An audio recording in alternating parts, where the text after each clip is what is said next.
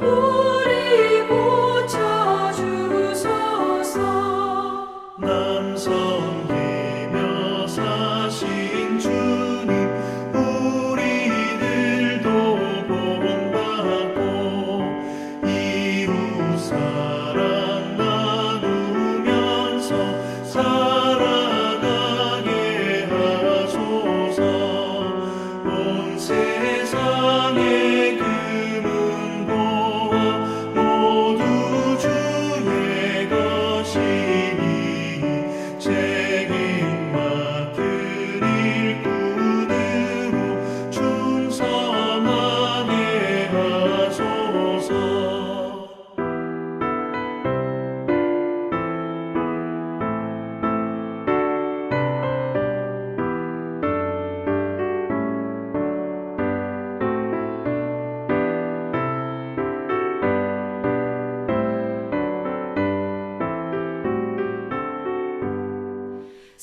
사랑의 주 평화의 왕 우리 중에 오셔서 모든 싸움 다 그치고 하나 되게 하소서.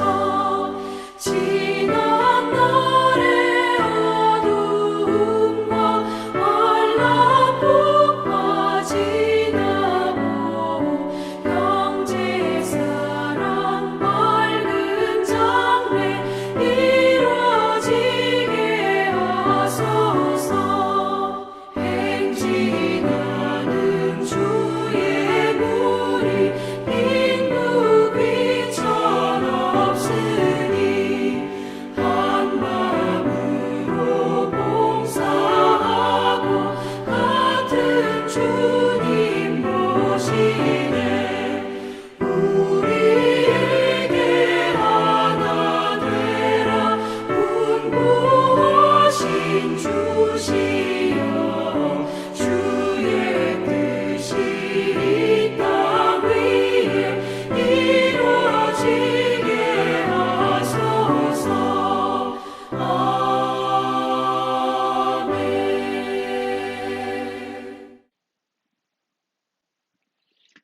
안녕하세요. 2021년 1월 12일 화요일입니다. 오늘은 잠언 19장 15절부터 25절까지의 말씀을 함께 읽고 오늘도 제목에 따라서 묵상한 내용을 나누어 보도록 하겠습니다. 기도하시겠습니다. 하나님 아버지 감사합니다. 오늘도 귀한 하루 허락해 주시고 또한 저희들을 위해 일용할 말씀을 허락해 주심을 감사합니다. 허락하신 말씀을 함께 읽고 나눌 때에 하나님 아버지의 마음을 이해하며 그 말씀 따라 순종하며 살아 길과 진리, 생명 되신 우리 주 예수 그리스도의 형상을 닮아가는 우리 모두 되게 하여 주시옵소서. 예수님의 이름으로 기도하였습니다. 아멘. 오늘의 묵상 본문은 잠언 19장 15절부터 25절까지의 말씀입니다. 게으른 사람은 깊은 잠에 빠지고 나태한 사람은 굶주릴 것이다. 계명을 지키는 사람은 제 목숨을 지키지만 자기 행실을 주의하지 않는 사람은 죽는다. 가난한 사람에게 은혜를 베푸는 것은 주님께 꾸어드리는 것이니 주님께서 그 선행을 넉넉하게 갚아주신다. 내 아들을 훈계하여라. 그래야 희망이 있다. 그러나 그를 죽일 생각은 품지 말아야 한다. 성격이 불같은 사람은 벌을 받는다. 내가 그를 구하여 준다고 해도 그때뿐 구하여 줄 일이 또 생길 것이다.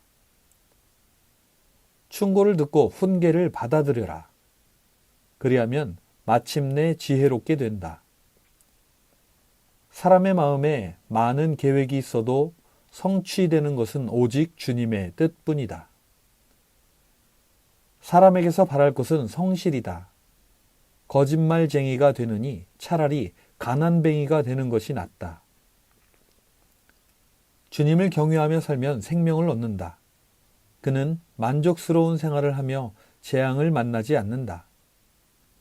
게으른 사람은 밥그릇에 손을 대고서도 입에 떠넣기를 귀찮아한다. 오만한 사람을 치면 어수룩한 사람도 깨닫는다. 명철한 사람을 꾸짖으면 그가 지식을 얻는다. 오늘 말씀의 제목은 게으름이 주는 약속에 속지 말라입니다. 오늘 읽어드린 묵상 본문에 보면 게으른 사람에 대해서 2개의 구절을 기록하고 있습니다. 아마도 그래서 오늘은 이 게으름에 대한 묵상을 제목을 정한 것 같습니다. 게으름에 대해서는 이미 우리가 너무나도 잘 알고 있습니다.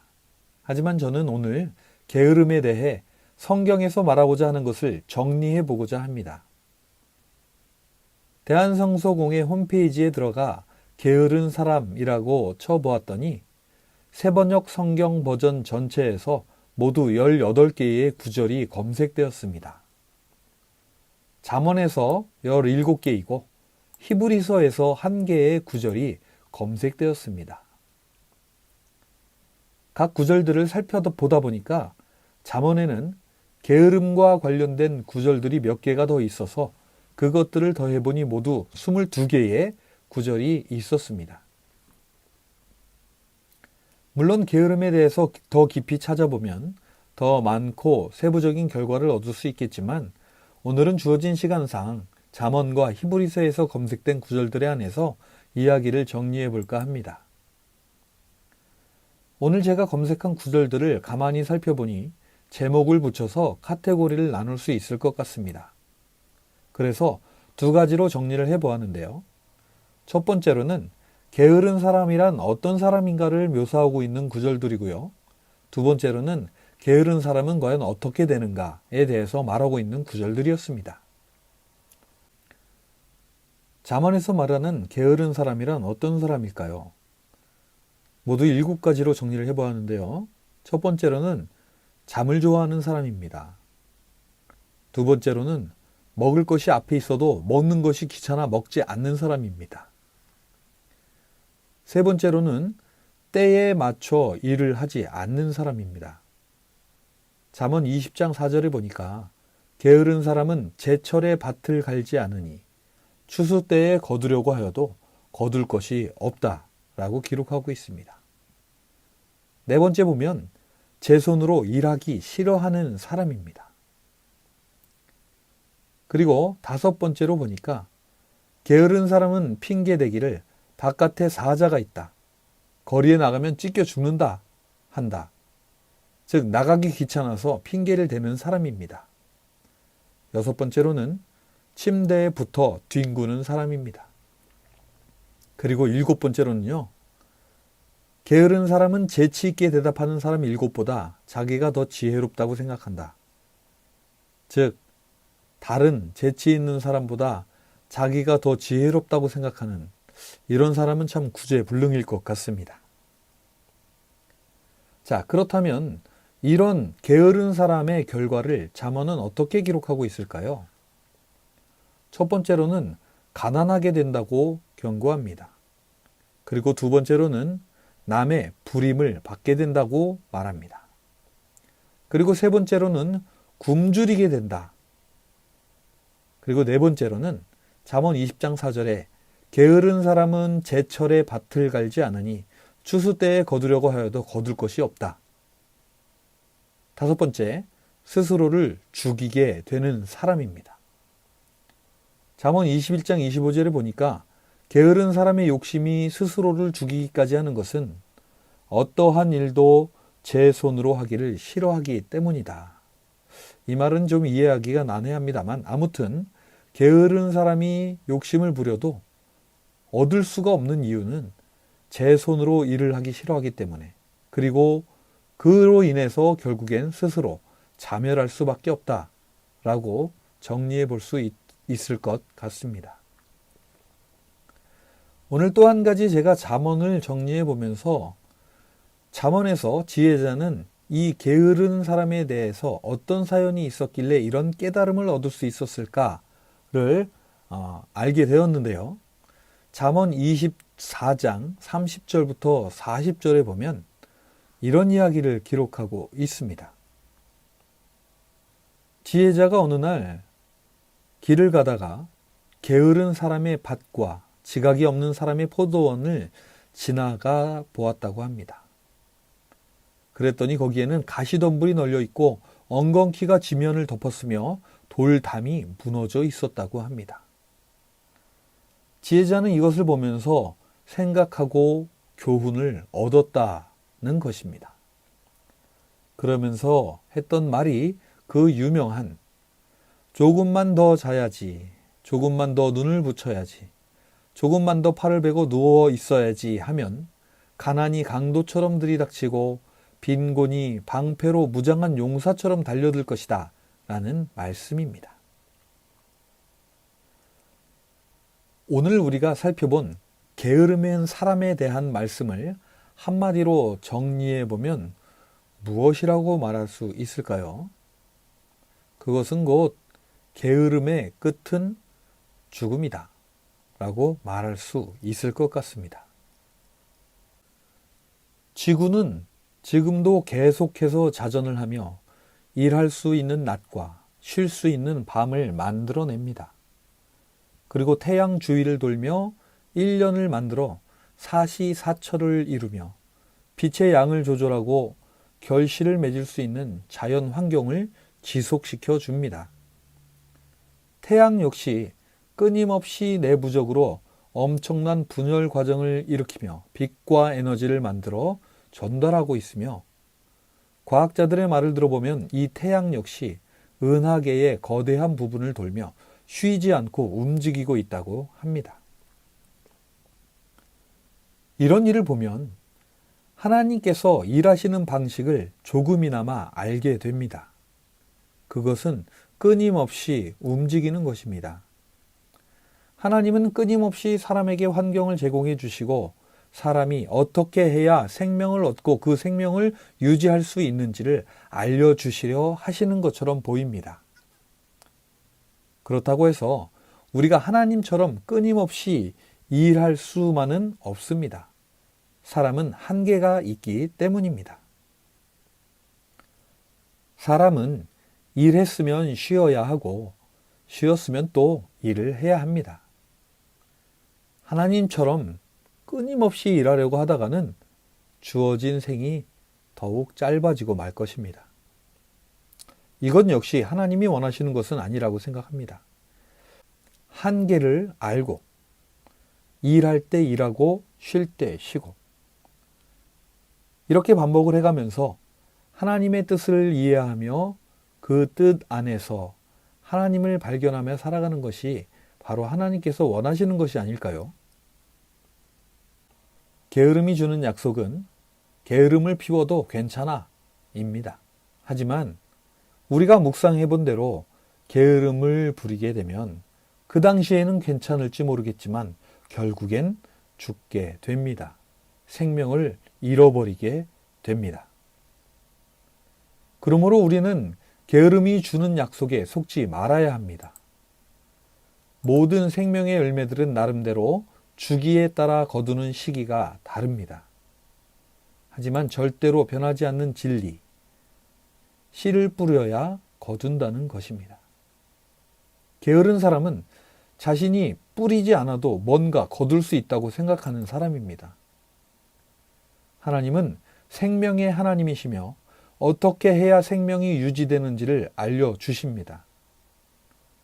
뿌리고 가꾸고 거두고 뿌리고 가꾸고 거두고 그 가운데 우리는 진리를 알게 되고 하나님을 더욱 깊이 이해하게 될 것입니다.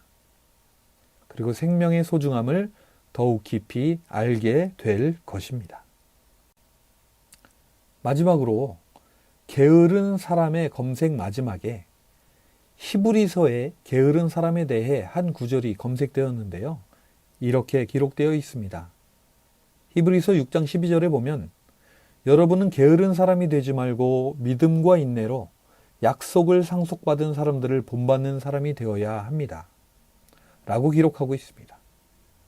무슨 말인고 하니까 6장 1절부터 3절에 이렇게 기록하고 있습니다. 그러므로 우리는 그리스도교의 초보적 교리를 제쳐놓고서 성숙한 경지로 나아갑시다. 죽은 행실에서 벗어나는 회개와 하나님에 대한 믿음과 세례에 관한 가르침과 안수와 죽은 사람의 부활과 영원한 심판과 관련해서 또 다시 기초를 놓는 일이 없어야 하겠습니다. 하나님께서 허락하시면 우리는 그렇게 할 수 있을 것입니다. 히브리서 기자는 예수님을 만나고 어느 정도 신앙생활을 하고 또 여러 진리를 알게 되었다면 보다 성숙한 경지로 나아가야 한다고 말하고 있는 것입니다. 영적인 빛을 만나 하늘의 은사를 맛보고 성령을 받고 세상의 권능을 맛본 사람들이 거기에서 멈추거나 타락하면 그것은 곧 예수님을 2번 십자가에 못 박는 것이라고 말합니다. 땅이 비를 흡수하여 유익한 농작물을 내주면 하나님께 복을 받지만 가시와 엉겅퀴를 내면 불에 타고 말 것입니다. 그러므로 게으른 사람이 되지 말고 하나님의 약속을 상속받은 믿음의 조상들을 본받아 영적 성숙에 이르라고 권면하고 있는 것입니다. 우리는 게으름이 무엇인지 이미 잘 알고 있습니다. 하지만 오늘 말씀에서 우리가 경계해야 할 것은 오늘 마지막으로 살펴본 히브리서 기자의 권고대로 영적인 게으름을 경계해야 할 것 같습니다. 이를 위해서는 부지런히 성경을 읽고 묵상하고 기도하며 또한 영적 성숙에 이른 사람들을 찾아보고 그들의 삶을 본받아 하나님께서 약속해 주신 영원한 생명을 상속받아야 합니다. 오늘도 게으름이 주는 약속에 속지 마시고 하나님이 원하시는 영적 성숙을 향해 힘차게 살아가시는 복된 저와 여러분이 되시기를 주님의 이름으로 축복합니다. 기도하시겠습니다. 하나님 아버지 감사합니다. 오늘도 게으른 사람이라는 주제를 통해 죽음과 생명을 묵상해 보았습니다. 하나님께서 저희들에게 주시고자 하셨던 그 영원한 생명의 가치를 다시 한번 생각해 보며 하나님의 약속을 상속받은 믿음의 조상들의 뒤를 따라가기 원하오니 오늘도 저희들을 인도하여 주시옵시고 저희들의 삶 가운데 빛을 비추어 주시어 날마다 영적 진리를 깨닫고 날마다 성숙해가는 저희 되게 하여 주시옵소서. 오늘도 주님의 이름을 믿고 따르는 주님의 모든 백성들에게 힘과 용기를 더하여 주시옵시고 아픈 곳에 힘든 곳에 주님의 위로와 소망과 또한 주님이 주시고자 하는 그 참된 생명을 더하여 주셔서 각자의 삶 속에서 승리하는 하루 되게 하여 주시옵소서. 언제나 우리를 위해 지금도 쉬지 않고 일하고 계시는 우리 주 예수님의 이름으로 감사하며 기도하였습니다. 아멘.